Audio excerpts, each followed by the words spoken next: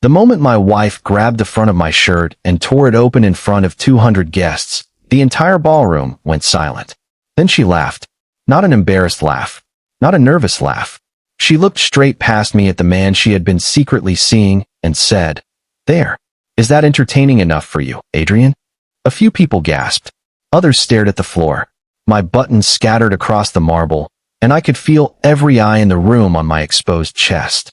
Adrian Mercer stood several feet away in a perfectly tailored navy suit, holding a glass of champagne with the satisfied smile of a man who believed he had finally won. My wife, Vanessa, still had a fistful of my white shirt in her hand. She leaned toward me and whispered, "Don't make a scene, Malcolm. You should be grateful I even brought you tonight." What Vanessa didn't know was that before midnight, the people laughing at me would discover something I had hidden from her for almost 8 years. I wasn't the struggling husband she thought she had outgrown. I was the billionaire who owned the company Adrian had spent his entire career trying to control. And that party? It was being held inside one of my buildings. Before I tell you what happened when Vanessa finally discovered who she had humiliated, tell me this. If your spouse embarrassed you like this in front of everyone, would you walk away or expose the truth right there? Drop your answer in the comments and subscribe to Favored Narrative for more unforgettable stories. My name is Malcolm Vance. 8 years earlier, I met Vanessa Cole when neither of us had much. At least, that's what she believed.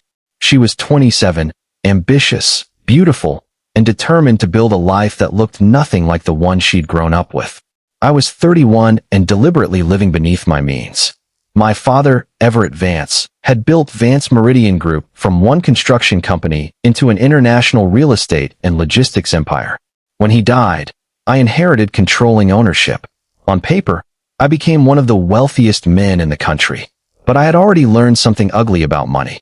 The moment people knew what I had, they changed. Friends suddenly had investment ideas. Distant relatives remembered my birthday. Women who barely noticed me before suddenly found everything I said fascinating. So I stepped away. I appointed an executive team, kept my ownership private through holding companies, and lived quietly while I learned the business without my surname opening every door. Then I met Vanessa. For the first few years, she was everything I thought I'd been waiting for. She laughed when my old car refused to start. She ate takeout with me on the floor of our first apartment. When I proposed with a modest ring, she cried and said, "I don't care what you have, Malcolm. I only care who you are." I believed her. Maybe that was my greatest mistake. Because as Vanessa's career in luxury event management grew, so did her obsession with status. Suddenly, our apartment embarrassed her. My car embarrassed her. My clothes embarrassed her. Eventually, I embarrassed her. And then Adrian Mercer entered her life. Adrian was a senior executive at Vance Meridian. He didn't know me personally because I rarely attended public corporate events, and my ownership was represented by attorneys and trustees. To Adrian, I was simply Vanessa's unimpressive husband. Vanessa started mentioning him constantly. Adrian just bought another property. Adrian knows senators. Adrian flies first class everywhere. Then came the comparisons. Why can't you be more ambitious? Why are you satisfied with so little? One evening, she looked at me across our kitchen table and said something I never forgot. "Sometimes I wonder what my life would have looked like if I'd married a successful man." I said nothing, because sitting in the drawer beside her was a document showing that my personal holdings were worth more than Adrian could earn in several lifetimes. I almost told her that night, but something stopped me. Instead, I asked, "Would knowing I had money change how you feel about me?" She rolled her eyes. "Malcolm, people with money don't need to announce it." That answer told me more than she realized. 3 months later came the Vance Meridian Anniversary Gala. Vanessa had helped organize it, and Adrian made sure she received an invitation. She didn't want me there. When I insisted on accompanying my wife, she finally agreed. But before we entered the ballroom, she pulled me aside. "Please don't embarrass me tonight." I stared at her. "I haven't even walked through the door." "That's exactly what I mean. Don't talk too much. Don't tell people what you do. Just smile." That should have been the moment I left. Instead, I walked inside beside her. The ballroom overlooked the city through enormous glass windows. Executives, investors, and politicians filled the room. And almost immediately, Vanessa abandoned me for Adrian. I watched them laugh together. I watched his hand linger near her waist. And I watched Vanessa look at him the way she hadn't looked at me in years. Then Adrian approached me. Malcolm, right? I nodded. He glanced at my simple white shirt. Vanessa tells me you're between opportunities. Vanessa laughed. I wasn't. But apparently that was what she'd been telling people. Adrian took a sip of champagne. You're a lucky guy? A woman like Vanessa usually wants someone who can keep up with her. There it was. The insult. I looked at Vanessa, waiting for her to defend me. Instead, she smiled at Adrian.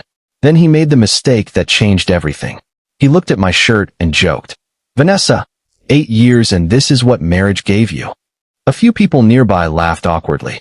Vanessa had been drinking. She turned toward me. Exactly. I quietly said, Vanessa, enough. Her expression changed. Don't tell me what's enough. Then she grabbed my shirt. I caught her wrist gently. Don't do this. She pulled away. And before I could move, she seized the fabric with both hands and tore it open. Buttons struck the floor. The room erupted in gasps. Vanessa turned toward Adrian, laughing. This is what 8 years gave me. Adrian smirked. But I wasn't angry anymore. Something inside me had simply gone quiet. I looked at Vanessa and asked one question. Are you finished? Her smile faded slightly. Don't be dramatic. I slowly straightened what remained of my shirt. Then a voice came from behind Adrian. Mr. Vance. The room went silent again. My attorney, Jonathan Hale, was walking toward us with 3 members of Vance Meridian's board. Adrian frowned. Jonathan stopped directly in front of me. Sir, we've been looking everywhere for you. The board is ready. Vanessa blinked. Adrian laughed nervously. There's been a misunderstanding. This gentleman isn't. Jonathan turned toward him. I know exactly who he is. Then the chairwoman of the board stepped forward. Ladies and gentlemen, since our majority owner has apparently decided to join us ahead of schedule. She looked directly at me. Perhaps we should begin the announcement. You could have heard a pin drop. Vanessa stared at me. Majority owner? I didn't answer. The chairwoman continued. Tonight we were supposed to formally introduce Malcolm Everett Vance, controlling shareholder and chairman-elect of Vance Meridian Group. Adrian's champagne glass slowly lowered. Vanessa's face drained of color. No. That single word came out almost like a whisper. She looked around the ballroom, then back at me. Malcolm, what is she talking about? I finally met her eyes. The truth. She stepped toward me. You own this company? Among others. Adrian suddenly looked terrified. And he had a reason to be. For 6 months, my attorneys had been investigating unauthorized contracts inside Vance Meridian. Contracts approved by Adrian. I hadn't attended the gala merely because Vanessa asked me to. I was there to remove him. I turned toward Adrian. You've been using company vendors to funnel money into businesses connected to your brother. His face changed. Malcolm, listen. Mr. Vance, I corrected. The arrogance disappeared instantly. I continued. The board received the final audit this morning. 2 security officers appeared near the entrance. Adrian looked at Vanessa as though she could somehow rescue him. She couldn't. You're suspended effective immediately, I said. Your access has already been revoked. The investigation goes to our legal team tomorrow morning. Adrian said nothing. He simply walked out between security officers while the same guests who had laughed minutes earlier watched in stunned silence. Then Vanessa reached for me. I stepped back. Malcolm, please. For the first time that night, there was no arrogance in her voice. We need to talk. We've had 8 years to talk. Her eyes filled with tears. You lied to me. No. I didn't tell you how much money I had. There's a difference. You let me believe that I was ordinary. She froze. I lowered my voice. You promised ordinary was enough. That hurt her more than shouting ever could. She looked at my torn shirt.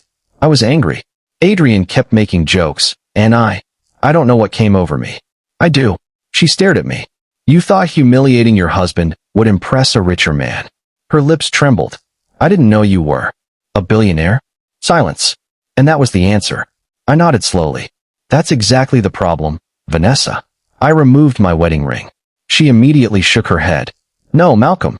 Please don't do this because of one stupid night. This marriage didn't end tonight. I placed the ring gently on the marble table beside us. Tonight is simply when I finally stopped pretending it hadn't already ended. Then I walked away. 6 months later, the divorce was finalized. Adrian was indicted after the company's investigation uncovered far more than we'd originally suspected. Vanessa tried contacting me several times. I answered once. She apologized without excuses. And I forgave her. But forgiveness didn't mean going back.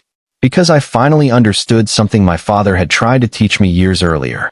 Money doesn't always change people. Sometimes it simply reveals what was already there. A year after that gala, I stood in the same ballroom wearing another simple white shirt. This time, I was there to announce a foundation supporting small family businesses that couldn't afford traditional financing. Before walking onto the stage, I caught my reflection in the glass. For years, I'd hidden my wealth because I wanted someone to love me without it. But I'd learned an even more important lesson. I didn't need to hide who I was to discover who someone else was. I just needed to pay attention to how they treated me when they believed I had nothing to offer them. So if you're listening to my story, remember this. Never measure someone's love by how they treat you when you're powerful. Watch how they treat you when they believe you aren't. And now I want your answer. Was Malcolm right to end the marriage? Or should he have given Vanessa one more chance after her apology? Tell me in the comments. And tell me what city or country you're watching from. If this story kept you listening until the end, subscribe to Favored Narrative, because the next story may be even harder to forget.